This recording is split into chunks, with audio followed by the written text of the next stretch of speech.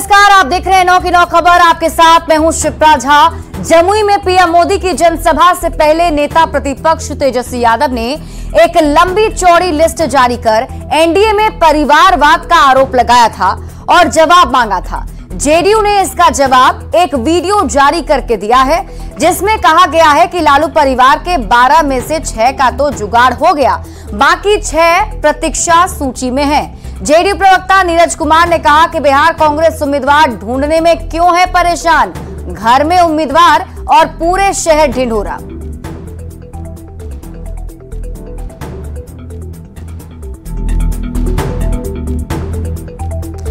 तो तेजस्वी यादव के सवाल का जवाब जेडीयू प्रवक्ता नीरज कुमार ने दिया है। एक वीडियो जारी कर उन्होंने ये जवाब दिया है और इसके साथ ही उनके तरफ से कहा गया है कि 12 में से 6 का जुगाड़ हो गया है, 6 बाकी है। तस्वीर आप देखिए, ये पोस्ट भी किया गया है उनकी तरफ से। जो नीरज कुमार हैं उन्होंने ये तस्वीरें भी शेयर की हैं। चाहे कोई विधानसभा विपक्ष के नेता है, कोई विधान परिषद में विपक्ष के नेता है, कोई राज्यसभा के सांसद है, कोई लोकसभा के उम्मीदवार हैं, तो 6 ही तो वेटिंग लिस्ट है। 6 को कंफर्म करने में क्या दिक्कत हो रहा है? इसलिए हम तो अनुरोध करेंगे कि परिवारवाद के लिए अगर बेहतर राजनीति का एजेंडा आपका है तो इससे सुनहरा मौका कोई नहीं मिलेगा। 12 का 12 100% लोगों को पॉलिटिकल जॉब मिल जाएगा। और अब हम आपको बताते हैं क्या सवाल नेता प्रतिपक्ष तेजस्वी यादव ने पूछे थे और उसका जवाब किस तरीके से जेडीयू की तरफ से दिया गया है। आपको बता दें, जब पीएम मोदी की रैली होने वाली थी जमुई में, उससे पहले नेता प्रतिपक्ष ने सोशल मीडिया साइट एक्स पर पोस्ट कर सवाल पूछा था। 2 तस्वीर हम आपको दिखा रहे हैं। पहली तस्वीर जो आप देख रहे हैं, इसमें आप देख रहे होंगे, इसमें परिवारवाद को लेकर तेजस्वी यादव ने हमला बोला था और पीएम मोदी सवाल पूछे थे। तो दूसरी तरफ जेडीयू ने इसका जवाब दिया है और ये जो फोटो है वो दिखाया गया है। और इस तस्वीर में आप देख सकते हैं, सबसे ऊपर लालू प्रसाद यादव और राबड़ी देवी हैं, उनके ठीक नीचे नेता प्रतिपक्ष तेजस्वी यादव, तेज प्रताप यादव और राबड़ी मीसा भारती और रोहिणी आचार्य हैं। हमारे साथ संवाददाता आनंद अमृतलाल अधिक जानकारी के साथ जुड़े हुए हैं। आनंद, अब परिवारवाद को लेकर देखें तो आमने सामने है आरजेडी और खासतौर पर जेडीयू। देखिए, निश्चित तौर पे प्रधानमंत्री के जमुई के रैली के बाद, रैली के ठीक पहले तेजस्वी यादव जो नेता प्रतिपक्ष भी हैं और बिहार के पूर्व डिप्टी सीएम भी है, उन्होंने बाकायदा नाम की लिस्ट के साथ बीजेपी के नेताओं के हो या फिर एनडीए के नेताओं के हो, उनकी लिस्ट जारी की थी और बताया था कि परिवारवाद का जो हमला आरजेडी पे किया जाता है वो पूरी लिस्ट सामने है, इस पर जवाब दे बीजेपी। और इंटरेस्टिंग ये है कि प्रधानमंत्री ने जमुई के रैली में परिवारवाद को लेकर कोई बातें नहीं कही थी, जिसके बाद आरजेडी और हमलावर हो गई और उन्होंने सवाल पूछा कि परिवारवाद पर क्यों नहीं बोला गया इस जमुई की रैली में। और जैसी सी बात है, उस वक्त सम्राट चौधरी से भी सवाल पूछा गया तो उन्होंने कहा कि इसका जवाब दिया जाएगा। लेकिन ठीक उसके पहले जेडीयू की तरफ से जो मुख्य प्रवक्ता है नीरज कुमार, उन्होंने एक वीडियो ट्वीट करके और उन्होंने आरजेडी पर कटाक्ष किया एक तरीके से कि भाई परिवारवाद के बहाने, और खासकर कांग्रेस ने 6 उम्मीदवारों की लिस्ट जारी नहीं की है, नाम जारी नहीं किया है, उस बहाने उन्होंने किया। जाहिर सी बात है, बिहार में परिवारवाद को लेकर सत्ता पक्ष और विपक्ष में आरोप प्रत्यारोप का दौर चल रहा है। चुनावी साल में कई बार कई मुद्दों को लेकर हमला किया जाता है, तो दिलचस्प है जब जेडीयू की तरफ से इधर हमला किया गया है तो अब आरजेडी की तरफ से किस तरीके से पलटवार होगा, यह देखना दिलचस्प होगा। लेकिन चुनाव में कई बार कई मुद्दों को लेकर एक दूसरे पर हमला करने की परिपाटी रही है और उसी कड़ी में फिलहाल जेडीयू ने परिवारवाद के बहाने जो आरजेडी पर हमला बोला है, अब उधर से क्या रिएक्शन आता है ये देखना बेहद दिलचस्प होगा। आनंद, क्या ये माना जाए कि इस बार लोकसभा चुनाव के लिए परिवारवाद एक बड़ा मुद्दा होगा? देखिए, अब जिस तरीके से आरजेडी हमलावर हो गई है परिवारवाद के मुद्दे पर कि भाई आप लोग परिवारवाद के बहाने बार बार आरजेडी को घेरने की कोशिश करते हैं, तो आपके तरफ से भी इतने नेता हैं, उनकी भी राजनीतिक पृष्ठभूमि रही है, वो भी परिवार से जुड़े हुए लोग लगातार राजनीति में आगे आ रहे हैं, तो जवाब आपको भी देना होगा। तो जाहिर सी बात है, परिवारवाद का जो नया विषय छिड़ा है और खासकर जो आक्रामक तेवर आरजेडी ने दिखाया है, अब उसका किस तरीके से पलटवार करके जवाब दिया जाएगा एनडीए की तरफ से, ये देखना दिलचस्प होगा। इसलिए मैंने आपको बताया कि परिवारवाद एक मुद्दा है, इस मुद्दे से आप अलग नहीं हो सकते हैं। बीजेपी की तरफ से परिवारवाद की अलग व्याख्या की गई है, आरजेडी की तरफ से अलग व्याख्या की जा रही है। अब इस व्याख्या में कौन किस पर भारी पड़ता है और जनता पर किसकी बातों का कितना असर पड़ता है, ये दिलचस्प है। जाहिर सी बात है, चुनाव में कई बार ऐसे मुद्दे होते हैं जिस मुद्दे के सहारे अपने विरोधियों पर हमला बोला जाता है और उन्हें बैकफुट पर ढकेला जाता है, लेकिन इस बार इस हमले में कौन फ्रंटफुट पर खेलेगा और कौन बैकफुट पर खेलेगा, ये बेहद दिलचस्प है। चलिए, आप इस पर नजर बनाए रखिए। बहुत बहुत शुक्रिया तमाम जानकारी के लिए आनंद। बढ़ते आगे, बीजेपी ने लालू परिवार और इंडिया अलायंस पर जमकर निशाना साधा है। बीजेपी प्रवक्ता नीरज कुमार ने कहा है कि मोदी जी चुनाव लड़ रहे हैं भारत को विकसित राष्ट्र बनाने के लिए। मोदी जी के पास पिछले 10 साल का शानदार ट्रैक रिकॉर्ड है, तो अगले 25 साल का रोड मैप भी है। बीजेपी सबका साथ सबका विकास के मूल मंत्र पर काम कर रही है, जबकि लालू परिवार और इंडिया अलायंस अपने परिवारवाद को बढ़ावा देने, भ्रष्टाचार करने और भ्रष्टाचार के माध्यम से लूटे हुए धन को बचाने के लिए चुनाव लड़ रहे हैं। एक तरफ जहां माननीय मोदी जी चुनाव लड़ रहे हैं भारत को विकसित राष्ट्र बनाने के लिए, मोदी जी के पास पिछले 10 साल का शानदार ट्रैक रिकॉर्ड है, तो अगले 25 साल का 2047 तक का विजन है, रोड मैप है, सबका साथ सबका विकास का मूल मंत्र है, जिस पर आने वाली पीढ़ियां रिसर्च करेंगी। वहीं इंडिया अलायंस का जो चुनाव प्रचार का लक्ष्य है, चुनाव लड़ने का लक्ष्य है, उनका लक्ष्य है परिवारवाद को बढ़ावा देना, परिवारवाद को बचाना, अपने लूटे हुए धन को बचाना, भ्रष्टाचार को बढ़ावा देना। दोनों के लक्ष्य में फर्क बड़ा साफ है।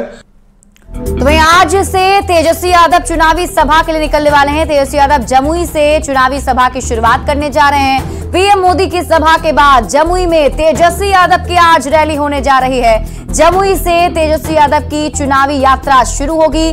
जमुई में 2 जगह पर आज चुनावी सभा करने वाले हैं नेता प्रतिपक्ष तेजस्वी यादव। अर्चना रविदास के समर्थन में ये सभा होने जा रही है। आपको बता दें, जमुई से अर्चना रविदास आरजेडी प्रत्याशी हैं और मुकेश सहनी भी कल यहां से जनसभा को संबोधित करेंगे। और आपको बता दें कि जमुई में आज चुनावी जनसभा को संबोधित करने वाले हैं नेता प्रतिपक्ष तेजस्वी यादव। और यहीं से इससे पहले प्रधानमंत्री नरेंद्र मोदी की रैली हुई है जमुई में, जब वो एनडीए के पक्ष में वोट की अपील करने आए थे। और आज नेता प्रतिपक्ष तेजस्वी यादव की चुनावी सभा जमुई में होने वाली है। और इसी बीच रुक कर लेते हैं बड़ी खबर की। रांची से इस वक्त की बड़ी खबर सामने आ रही है। कांग्रेस में टिकट का इंतजार अब और बढ़ गया है, क्योंकि दिल्ली में कांग्रेस सीईसी की मीटिंग में प्रत्याशी के नाम के ऐलान को होल्ड पर रख दिया गया है, जिसमें रांची, धनबाद, गोड्डा और चतरा जो 4 लोकसभा की सीटें हैं उस पर अभी तक उम्मीदवार तय नहीं किए गए हैं। उम्मीदवार के नाम को होल्ड पर रखा गया है। हर सीट पर 3 से ज्यादा दावेदारी आई है। आज रांची आ रहे हैं झारखंड प्रभारी, तो ऐसे में देखना होगा कब तक उम्मीदवारों के नामों का ऐलान होता है। लेकिन फिलहाल जो अपडेट है उसके मुताबिक अभी और इंतजार करना होगा।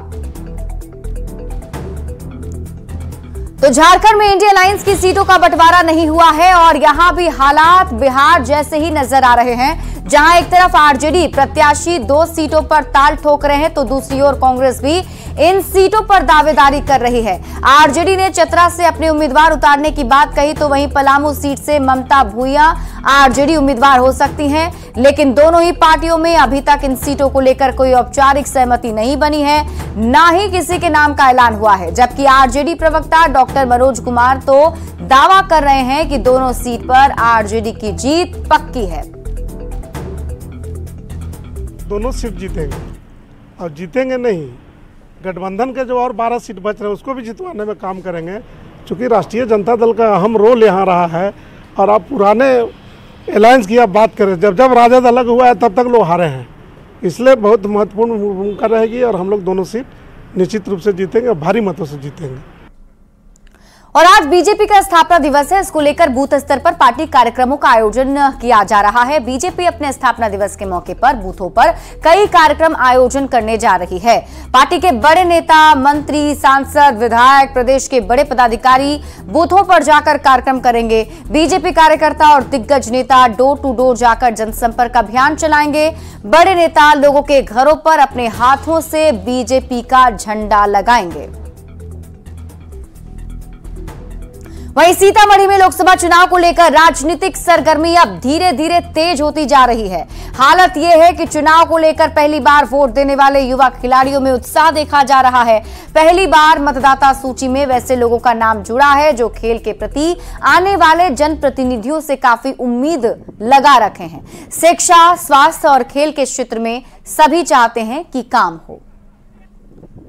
सीतामढ़ी में लोकसभा चुनाव की गर्माहट अब धीरे धीरे तेज होती जा रही है। हालात ये है कि सभी पार्टी अपने अपने प्रत्याशियों को लगातार चुनाव प्रचार में झोंक दिए हैं और चुनाव प्रचार को लेकर लगातार प्रत्याशी अपना पसीना बहा रहे हैं। 20 मई को यहां लोकसभा चुनाव को लेकर मतदान का कार्य संपन्न कराया जाएगा, जिसको लेकर जिला प्रशासन भी लगातार वोटरों को जगाने के लिए अपनी मुहिम चला रहा है। हम अभी इस वक्त मौजूद है सीतामढ़ी के डुमरा हवाई अड्डा मैदान में, जहां पर क्रिकेट के मैदान में बहुत सारे ऐसे बच्चे हैं जो पहली बार वोट गिराने का काम करेंगे और उनके अंदर एक अजीब सा उत्साह है। यहाँ सबसे पहले बेहतर शिक्षा व्यवस्था पर जोर देना चाहिए। क्या है कि यहाँ जब तक शिक्षा नहीं होगी तब तक इस देश और इस जिला का भी विकास नहीं हो पाएगा।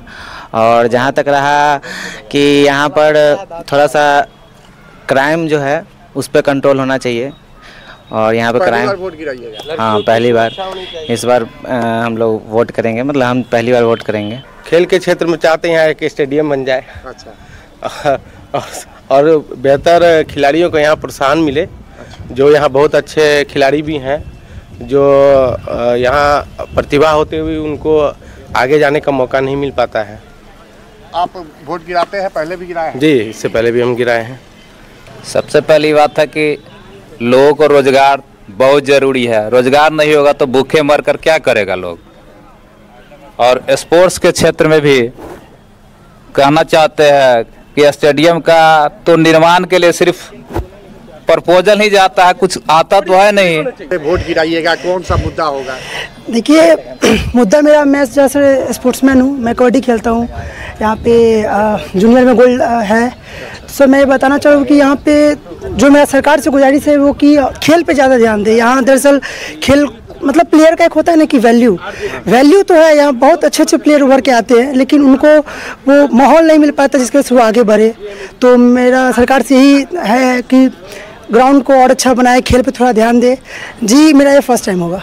जी जी जी। मतलब उत्साह है वोट गिराने? बिल्कुल बिल्कुल बिल्कुल। मतदाता सूची में इस बार नाम जुड़ा है? जी जी, इसी बार नाम जुड़ा है। सरकार से मांग कर रहे हैं कि जो खेल प्रतिभा से संपन्न लोग हैं उनके लिए सरकार कुछ करे, स्टेडियम का निर्माण हो, खेल के क्षेत्र में बेहतर कार्य हो। इसको लेकर ये मुद्दा बना रहे हैं और आने वाले चुनाव में ये इसी मुद्दे को लेकर अपने वोट का इस्तेमाल करेंगे।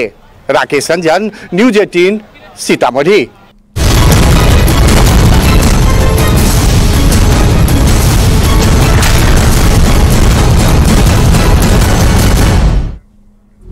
और इसी बीच रुक कर लेते हैं बड़ी खबर की। समस्तीपुर से बड़ी खबर मिल रही है। पुरानी रंजिश में युवक पर बम से हमला किया गया है। बम के हमले में युवक गंभीर रूप से जख्मी हो गया है। बताया जा रहा है कि 6 की संख्या में बदमाश आए थे और बम फेंक कर फरार हो गए। पहले से चल रहे जमीन विवाद को लेकर यह हमला किया गया है। रोसड़ा के बागुपुर गांव की घटना बताई जा रही है। फिलहाल रोसड़ा थाने की पुलिस पूरे मामले की जांच पड़ताल में जुट चुकी है। 10 बजे रात में आया है। हमारे भाई बोएलाल महतो के घर में ढुके। अब मीटिंग करके एक बार निकला है बमबाजी। कौन निकला है? विकास महतो। अच्छा, ये कहाँ पर थे?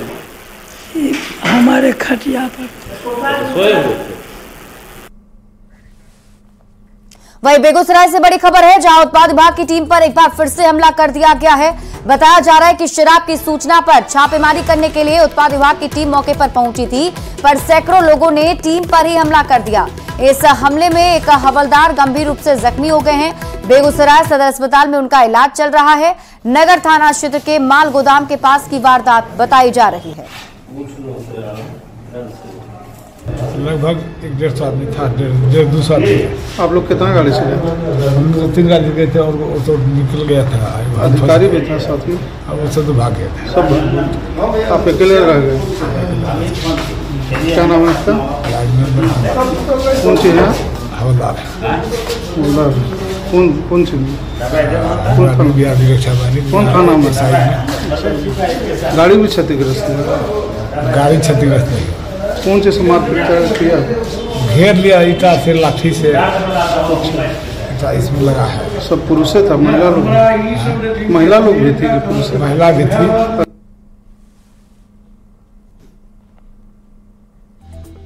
तो वहीं बेगूसराय में ये पहली घटना नहीं है, इससे पहले वाहन चेकिंग के दौरान भी हमला किया गया था।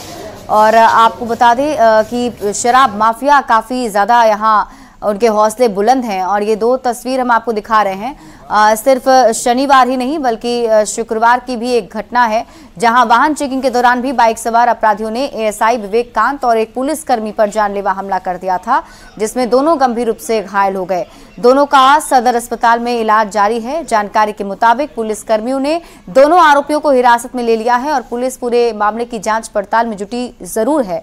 लेकिन सवाल यही उठता है कि क्या पुलिस का खौफ खत्म हो चुका है? जो अपराधी इतने बेखौफ हो चुके हैं कि पुलिस पर भी हमला करने से बाज नहीं आ रहे। खबर गिरिडीह से है, जहां जमीन मापी करने पहुंची पुलिस टीम पर ग्रामीणों ने हमला बोल दिया है। हीरोडीह थाना क्षेत्र के भंडारो गांव की घटना है। इस हमले में 2 जवान और एक अमीन घायल हो गए हैं, जिनका इलाज अस्पताल में किया जा रहा है। बताया जा रहा है कि कोर्ट के आदेश पर जमीन मापी के बाद पुलिस की टीम सीमांकन करने पहुंची थी और इसी दौरान पुलिस टीम पर लाठी, डंडे और कुल्हाड़ी से वार कर दिया गया। हालांकि पुलिस ने कार्रवाई करते हुए एक आरोपी को गिरफ्तार कर लिया है। वहीं बाकी आरोपियों की गिरफ्तारी को लेकर पुलिस की टीम छापेमारी कर रही है। इस मामले में 9 नामजद और 15 अज्ञात के खिलाफ प्राथमिकी दर्ज कर ली गई है और पुलिस कार्रवाई में जुटी हुई है।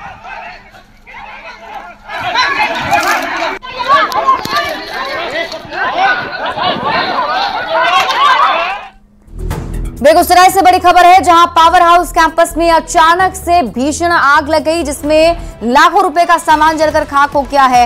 आग की लपटों के बीच मौके पर घंटों अफरा तफरी का माहौल हो गया। बाद में स्थानीय लोगों की सूचना पर पहुंचे दमकल कर्मियों ने घंटों मशक्कत के बाद आग पर काबू पाया। पुलिस की टीम आग लगने के कारणों का पता लगाने में जुटी हुई है।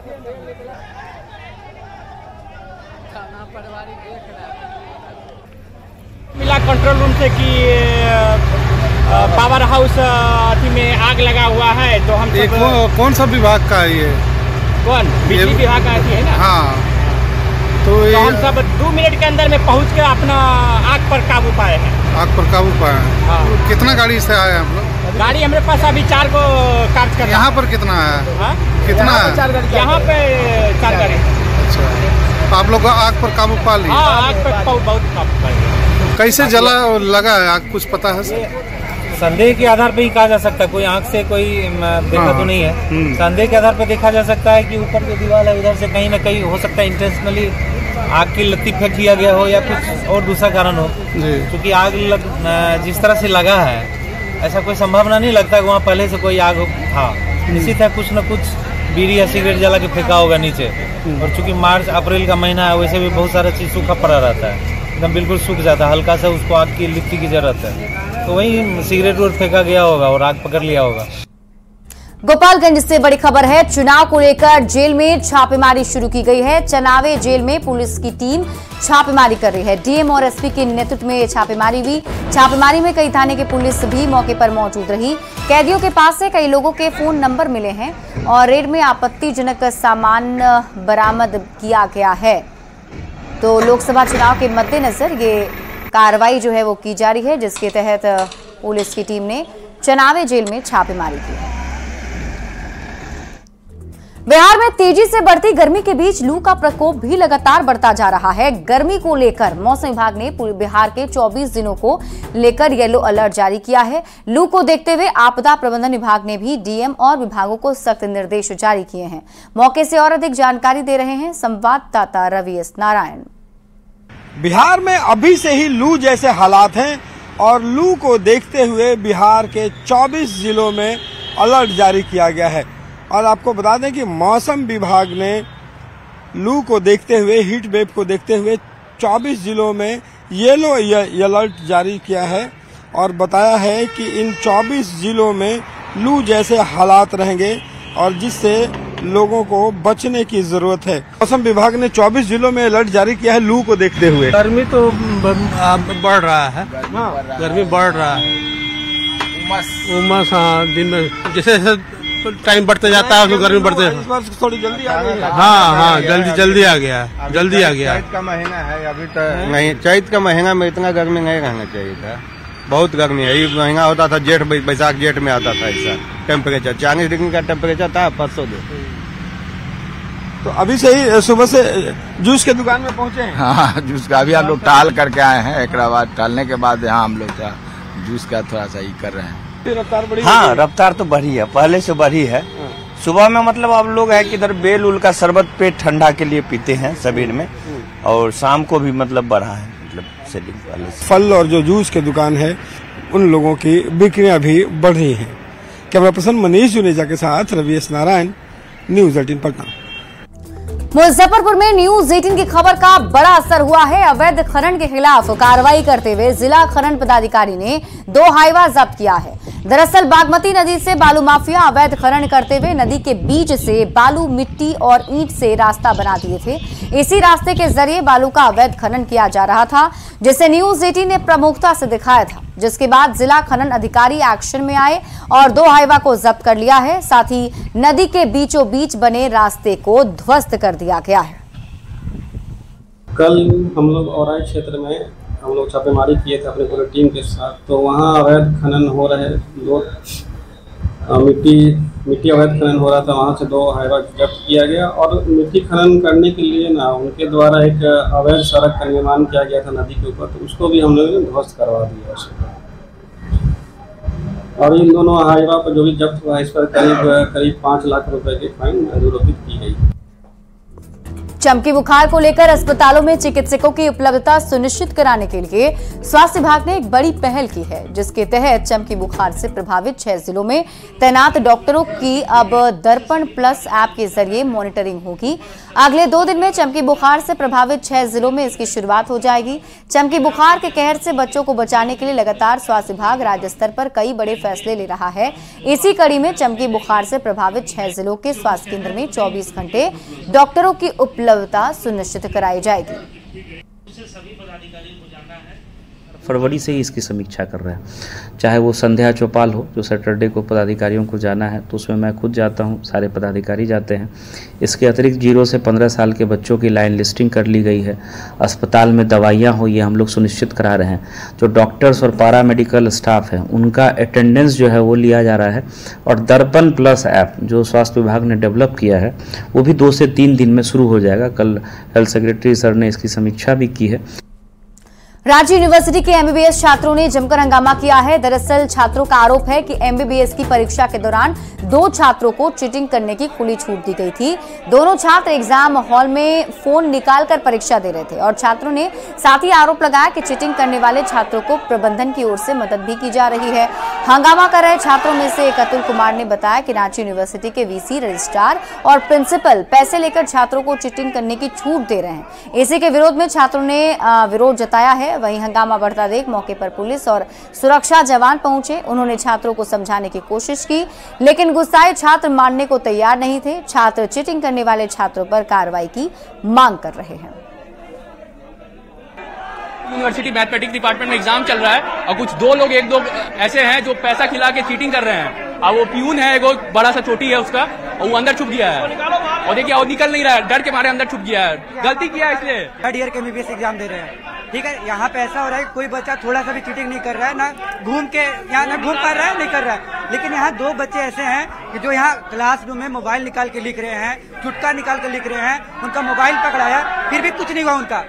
हंगामा इन लोग का कुछ है कि मतलब एक चीटिंग करते हुए लड़का पकड़ा गया, उसी के बारे में बात ये लोग करना चाह रहा है। तो हम बोले लिखित निकाल के दो, लिखित दो, हम शुरू से बात पे करेंगे। चलिए। अच्छा, लिखित मांग रहा है, किससे मांग रहा है? बच्चा लोग का। ठीक, जा रहे हैं अपने विश्वविद्यालय जा रहे हैं, और कहाँ जाएंगे? कितने लड़के पकड़ा है चीटिंग में? हम जो हाँ, चीटिंग में कितना लड़का पकड़ा है? लड़का पकड़ा है। अभी लोग एक लड़का के बारे में बोल रहा है कि 3rd प्रोफेशनल का एक लड़का है और 2nd प्रोफेशनल का एक लड़का है। और फिलहाल इस बुलेटिन में अभी के लिए बस इतना ही। आप देखते रहिए न्यूज 18 बिहार झारखंड।